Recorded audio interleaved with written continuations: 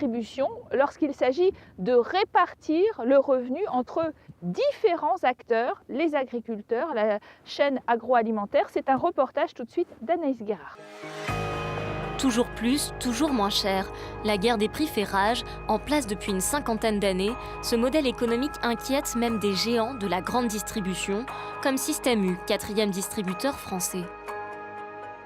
Système U, si vous voulez, nous sommes un intervenant qui pesons 10% de part de marché. Et nous, si vous voulez, on ne peut pas s'extraire d'un environnement concurrentiel. Système U, Super U, ne pourrait pas tout seul dire eh bien, on décide de payer ce lait, par exemple, 40 centimes. Quand les prix augmentent de façon sensible par rapport à nos concurrents, le consommateur a tendance à délaisser nos magasins. Rééquilibrer les marges, c'était le pari des États généraux de l'alimentation. Une charte de bonne conduite a bien été signée en novembre dernier, mais dotée d'aucune contrainte effective pour les distributeurs. D'où la colère des agriculteurs, jusqu'alors seule variable d'ajustement des prix. Si on prend un litre de lait, par exemple, le producteur, il lui revient un tiers.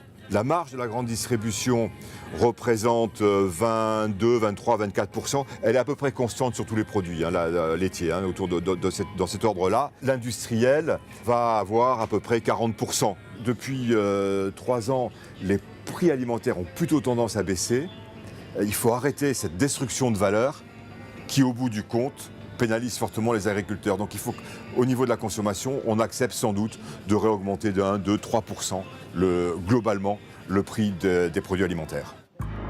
Producteur laitier, Régis Mingui a dénoncé le prix d'achat trop bas de Lactalis, des propos qui lui ont valu d'être radié par cette laiterie. Si réellement on rémunérait les producteurs à la juste valeur de leurs produits, ça permettrait aujourd'hui d'arrêter ces dépenses via l'Europe considérables et ça rééquilibrerait les choses, quoi. Si le coût de production, communément admis par le monde agricole pour un lait classique, est autour de 340-350 € la tonne, le cours du prix du lait, suivi par les transformateurs, est lui souvent plus bas. Ces dernières années, les agriculteurs vendaient à perte, seuls les 2 derniers trimestres sont positifs.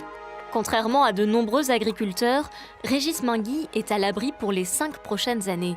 Il a passé un contrat avec la marque C'est qui le patron, qui lui achète un lait de qualité à 390 € la tonne. Cette coopérative, pas comme les autres, demande aux consommateurs d'être un acteur de la filière. Côté grande distribution, ce qui est intéressant, c'est que le groupe de consommateurs de départ a imaginé la construction du prix en fonction des critères qu'on choisit, pas d'OGM, 3 à 6 mois de pâturage. Et dans ce prix, il y a toutes les marges de tous les acteurs. C'est-à-dire que ça permet de parler d'autre chose que du prix. Un pari de la transparence totale qui fonctionne. En moins de 2 ans, ce lait a gagné sa place dans les rayons des grandes enseignes, représentant 1% du lait vendu en France. D'autres laits équitables fleurissent sur le marché sous forme de labels comme Fair France ou encore de marques bio. Reste à savoir s'ils finiront par prendre le pas sur le lait premier prix, toujours en tête des ventes pour l'instant. Côté consommateur, 65% d'entre eux se disent prêts à payer plus cher contre une meilleure rémunération des agriculteurs.